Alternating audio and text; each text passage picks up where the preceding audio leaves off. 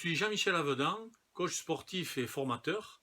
Aujourd'hui, je voudrais partager avec vous mon approche par mon concept de préparation mentale afin de tenter de vous convaincre d'utiliser la préparation mentale pour booster votre niveau de performance.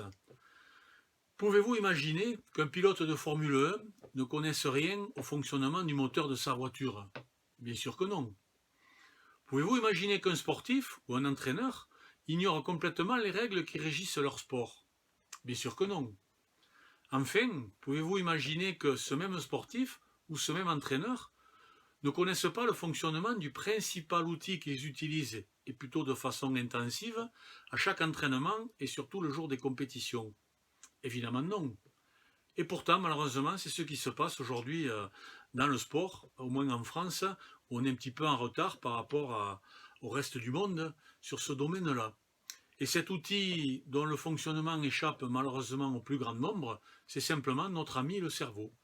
Et je conseille aux sportifs, de la même façon qu'ils travaillent leur corps, mais de travailler également le cerveau, puisque c'est grâce à lui qu'on pourra optimiser le niveau de performance en apprenant des choses nouvelles sur son fonctionnement et l'incidence qu'il a dans notre pratique quotidienne. Je symbolise toujours la préparation globale du sportif à cette table, et je ne sais pas si vous travailleriez dessus ou si vous oseriez vous asseoir sur elle, mais on en est un petit peu là au niveau du sport, à savoir que certes, on est en avance sur la préparation physique en France par rapport à d'autres pays, on est à jour au niveau de la préparation technique ou de la préparation tactique, mais on a une défaillance, c'est le quatrième pilier manquant.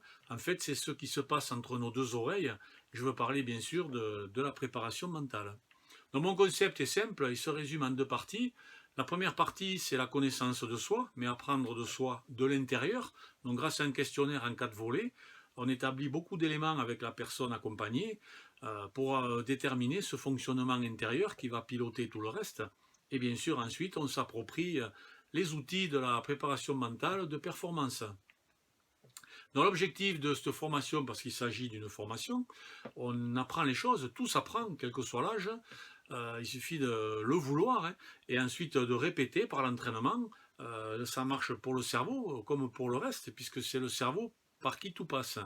Donc l'objectif de cette formation, c'est d'optimiser le niveau de pratique, c'est de réaliser une introspection grâce au questionnaire de départ, c'est d'accepter de se remettre en question. Alors, on se remet en question par petits bouts, hein, il ne s'agit pas de tout changer, c'est simplement accepter que sur les 4 piliers de la préparation, on a certainement des progrès à faire. À partir du moment où l'excès d'égocentrisme me fait penser que ce n'est pas le cas, je ne pourrai jamais progresser. Donc c'est développer l'adaptabilité, c'est-à-dire progresser entre ce que je suis au fond de moi et le sportif que je voudrais être au maximum de ses possibilités. C'est accepter le changement, parce que personne n'aime changer. Pourquoi? Parce que le cerveau applique la loi du moindre effort, tellement il a de choses à gérer, et donc il a tendance à vouloir me laisser la plupart du temps dans ma zone de confort, mais ce n'est pas dans ma zone de confort que je fais des progrès. Et donc, bien sûr, je bâtis avec chaque sportif que j'accompagne, comme je le fais en entreprise dans les formations que j'effectue, un plan de progrès en fonction des résultats du questionnaire et des réponses apportées par chacun, et on voit les axes sur lesquels on peut encore progresser. Donc la connaissance de soi, j'aime beaucoup cet adage, mieux on se connaît, meilleur on est, donc je peux vous aider à vous connaître davantage sur des plans que vous ignorez certainement en totalité. Donc l'équation de la performance, on se rappelle, c'est le potentiel du sportif, tout ce qu'il a développé par les 3 premiers piliers, la préparation physique, la préparation technique et la préparation tactique, d'accord, tout son potentiel d'habileté motrice et cognitive. Et souvent, le jour de la compétition, qu'est-ce qui vient perturber tout ça quand on a optimisé ces 3 premiers piliers? Eh bien, ce sont des soucis d'ordre mental. Donc les interférences les plus habituelles, c'est d'avoir des pensées négatives, de ne pas avoir assez confiance en soi, d'avoir des croyances limitantes, d'avoir un mauvais dialogue interne, hein, ce qu'on se dit tout le temps depuis qu'on se réveille le matin jusqu'au soir où on se couche. C'est de ne pas savoir gérer son stress, qui est quelque chose de tout à fait normal et naturel, qui est une réaction à la situation, et dans le milieu sportif, on est confronté à beaucoup de situations qui peuvent être stressantes, donc apprenons à maîtriser ce stress. Également, la même chose au niveau des émotions que ce stress a engendré. Tout ça, on ne peut pas l'empêcher, mais on peut le réguler. C'est le but de la préparation mentale. Donc je compare souvent notre cerveau à notre ordinateur de bord, et ce cerveau qui n'en fait qu'à sa tête, en fait, j'ai la possibilité donc de devenir le propre ingénieur de moi-même et de pouvoir sur cette table de mixage eh bien, mixer ce que je peux pour modifier les mauvais comportements qu'il m'engendre, souvent de façon régulière. On fait toujours les mêmes fautes. Pourquoi? Parce que ce sont toujours les mêmes pensées qui reviennent ou les mêmes croyances limitantes qui viennent me saboter dans ma pratique. Donc le fonctionnement du cerveau, c'est complexe, mais moi j'aime bien quand on simplifie les choses. Donc retenez aujourd'hui deux choses essentielles, c'est qu'il a deux types de fonctionnement, donc un mode conscient, un mode inconscient. Le mode conscient, c'est celui où je sais tout ce qui se passe chaque seconde ici et maintenant, donc je suis donc dans l'adaptabilité des situations qui me sont imposées par la pratique de mon sport, et je suis donc proactif à choisir ce qui est la meilleure solution pour performer seconde après seconde dans ma compétition. Mais le cerveau, il a aussi et surtout un mode de fonctionnement inconscient, c'est-à-dire un pilotage automatique dans toute la gestion de ce que je suis, la respiration, les battements du cœur, la transpiration, enfin, la gestion physiologique complète de mon organisme dans la pratique sportive. Mais là, je suis plutôt en subi parce que dans ce pilotage automatique, c'est lui qui m'impose de mes pensées jusqu'à mon comportement. Donc on compare souvent le cerveau à un iceberg. Pourquoi? Pour la partie visible et invisible, et on voit bien que la partie visible, qui est la partie consciente, on applique la règle des 80-20, je suis conscient à 20% de ma journée, ça veut dire que je suis inconscient à 80% de ma journée. Et dans mon inconscience viennent les bêtises sur lesquelles je veux travailler pour devenir plus fort. Et on va nous s'intéresser à la partie du subconscient, c'est le pilote automatique de notre cerveau, sans émotion, dans lequel sont faites toutes les connexions neuronales. Le cerveau, c'est comme un grand circuit électrique avec des connexions de neurones. On a 100 milliards de neurones. Chaque seconde, un neurone peut se connecter à 10 000 autres. Donc, je vais mettre en place, grâce à la préparation mentale, des nouvelles connexions, créer des chemins neuronaux, puisque le cerveau, il se reformate tout au long de la journée. Il n'est pas figé comme on le croyait autrefois. Et à moi de créer les bons schémas pour venir remplacer ce qui me faisait déjouer dans mes croyances limitantes ou dans mes pensées négatives. Et donc, dans ce câblage cérébral, il y a certainement toutes mes habitudes sportives créées depuis que je suis né, que je pratique du sport. À moi de repérer celles qui sont bonnes, et ce seront toujours mes points forts à entretenir, et justement de travailler sur celles qui sont défaillantes pour venir les remplacer grâce aux outils de la préparation mentale. Le cerveau, c'est toujours les trois cerveaux qu'il faut faire fonctionner ensemble, le cerveau émotif, le cerveau instinctif et le cerveau cognitif. Et surtout, se rappeler qu'on a deux hémisphères, et souvent on a une prédominance qui fait que on développe un hémisphère au détriment d'un autre, alors que je serai plus performant si j'utilise les deux. Le cerveau gauche pour tout ce qui est technique, tactique, scientifique, et le cerveau droit pour le ressenti de tout ce que j'ai avec dans ma performance, dans le plaisir que j'ai à pratiquer, et dans l'efficacité de me réaliser dans mon sport. Donc pour ça, je dis mixez vos dualités. Pourquoi? Puisqu'on a une table de mixage dont à nous de nous en servir. Et les dualités, ce sont des choses qui s'opposent, on va le voir dans les comportements. On a beaucoup de choses qui s'opposent, mais au lieu de travailler sur les extrémités qui s'opposent, bougeons les curseurs pour trouver le juste milieu. Et donc j'amène les gens que j'accompagne à s'auto-noter de 1 à 10, c'est le meilleur moyen, sur leurs ressources mentales, leur confiance en eux, leur bagage technique. Voilà. Donc pour ça, j'utilise, alors j'ai marqué acteur ou victime, je suis acteur quand je suis en conscience de ce que je fais, alors souvent à l'entraînement, moins en compétition, et je suis victime quand je subis mon comportement, et surtout le jour de la compétition, il faudrait arriver à inverser un petit peu les choses, travailler en conscience et se poser des difficultés dans la semaine d'entraînement, et se lâcher, se libérer le jour de la compétition pour pouvoir utiliser toutes les valeurs intrinsèques qu'on a en nous, mais d'entrée dès le début de la compétition. Dans les dualités comportementales, j'utilise l'outil couleur de William Marston, que j'utilise aussi en entreprise.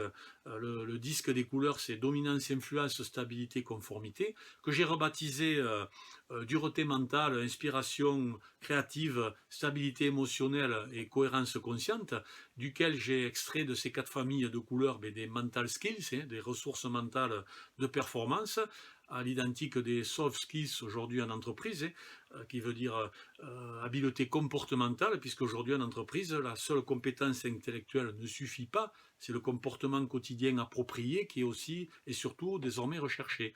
Donc les mental skills, c'est dans chaque couleur, dans la couleur rouge de la dureté, c'est la combativité, c'est le courage, c'est la détermination, c'est ce côté fonceur pour atteindre les objectifs.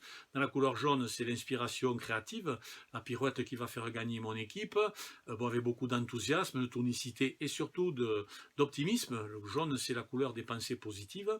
Le vert, c'est la couleur de la stabilité émotionnelle, de la cohérence, la méthodologie dans ce que je fais pour être efficace. Et dans les sports collectifs, c'est cette couleur qui va me permettre par coopération de me relier à mes coéquipiers.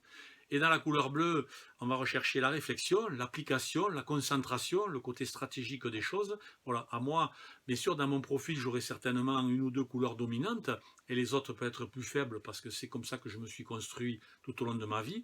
À moi de trouver mes points forts dans les couleurs dominantes et d'aller chercher dans les couleurs que j'ai le moins ce qui va me manquer dans ma pratique quotidienne. C'est le but d'utiliser cet outil dans la préparation mentale. Donc l'outil me permet aussi de dresser un profil de sportif en fonction du questionnaire de départ et de voir ce qu'il est au fond de lui, ça s'appelle le style naturel, et la façon dont il est capable d'évoluer dans son sport, c'est le style adapté. Et c'est cette adaptabilité qu'il nous faut faire progresser pour performer davantage.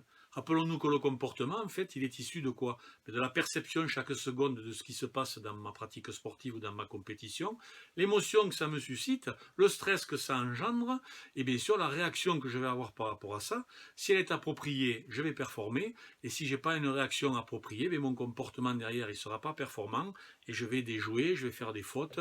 Voilà, c'est le cercle infernal de la spirale négative. Tout le contraire de ce qu'on veut travailler ici.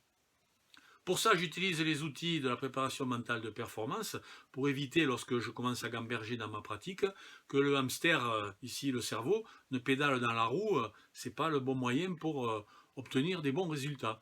Donc j'utilise quoi? J'utilise tous les leviers possibles. L'optimisation de la motivation, c'est très important, ce n'est pas un état permanent, donc moi de l'entretenir, il y a des leviers pour ça.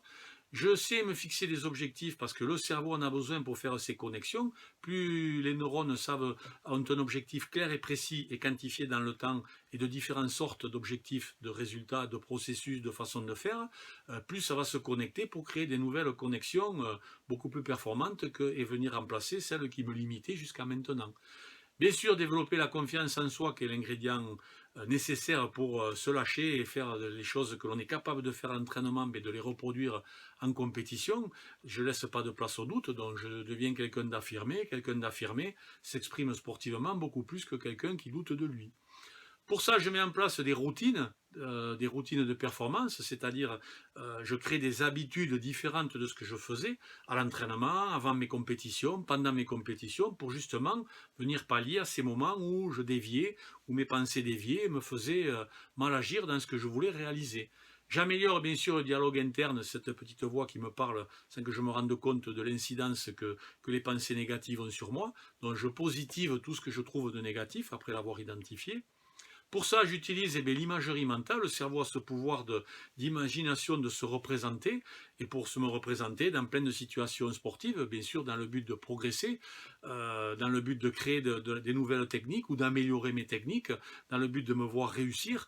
Un sportif qui s'est blessé, tant qu'il ne peut pas repratiquer parce que la blessure l'empêche de pratiquer physiquement, mais pour garder les connexions neuronales et les chemins tracés, il peut pratiquer l'imagerie mentale, comme ça, dès son retour sur le terrain en validité physique, il n'a pas perdu les connexions, il va être de suite compétitif. Le focus sur la concentration, oui, rester concentré le plus longtemps possible pendant toute la durée de la compétition et pas sortir de cette concentration. Là aussi, des leviers existent. Rappelons-nous que le cerveau renforce ce sur quoi il se centre. C'est si je pars sur une pensée négative ou une croyance limitante et que je focalise là-dessus, c'est sûr que je vais déjouer, je ne vais pas arriver à performer. Donc on voit comment on peut travailler cette concentration, il y a des outils pour ça. Bien sûr, gérer mon stress, gérer mes émotions. On a vu qu'il y avait 4 couleurs, mais le stress aussi peut se coloriser en fonction de chacune des couleurs. Et également les émotions. C'est très important de maîtriser ce jeu ludique des couleurs qui nous donne beaucoup d'explications quant à notre fonctionnement. Donc, conclusion à aujourd'hui, j'aime beaucoup reprendre ce mantra, c'est-à-dire cette affirmation positive. C'était la devise des joueurs de rugby néo-zélandais, les All Blacks, longtemps affichée dans leur centre d'entraînement. Être meilleur ne s'arrête jamais. Voilà, ça a beaucoup de sens. Et si je veux pouvoir trouver des progrès au quotidien, c'est possible, mais il faut que je le veuille, que je sois déterminé pour ça et que je sois appliqué à ça. Et c'est que comme ça que je sortirai de ma zone de confort et je pourrai atteindre la fameuse zone, le flow, dans lequel tout ce que je fais se passe merveilleusement bien. Pourquoi? Parce que les 4 piliers de la préparation globale sont réunis, mais c'est surtout la tête qui pilote absolument tout le reste de façon parfaite. Donc, est-ce qu'aujourd'hui la préparation mentale, ça reste une donnée, une curiosité intellectuelle sympathique, mais qui ne me concerne pas, ou est-ce que je me mets dans l'action, à chacun de décider, profiter du jeu des couleurs que j'explique dans mes formations pour voir exactement comment je peux fonctionner et ce qui se passe même dans ma tête, même au niveau de la production des neurotransmetteurs ou des hormones, elles sont colorisables en fonction des 4 couleurs. La table de mixage, je l'utilise tous les jours à l'entraînement. Ce n'est pas le jour de la compétition que je vais arriver à beaucoup l'utiliser. On est plutôt sur la partie inconsciente, pilote automatique le jour de la compétition, mais c'est à l'entraînement qu'il faut travailler et passer du savoir au faire. C'est-à-dire beaucoup de gens savent les choses mais ne les font pas forcément. Le meilleur, c'est celui qui arrive à reproduire en compétition tout ce qu'il sait bien faire à l'entraînement. Et n'oubliez jamais de maîtriser votre cerveau, sinon c'est lui qui vous contrôle. Et les mains sur le volant, je préfère les avoir moi que de laisser ma partie robot automatique me faire faire plein de choses et surtout les mauvaises choses. Voilà, si cette vidéo vous a plu, n'hésitez pas à partager, n'hésitez pas à faire vivre le blog dessous, à apporter des commentaires, des critiques aussi, c'est par la critique positive qu'on progresse. Voilà, si vous voulez me contacter, vous pouvez aller sur mon site www.lavedan-formation-au-pluriel.com. Voilà, je me ferai un plaisir de répondre et sinon, à bientôt pour une prochaine vidéo.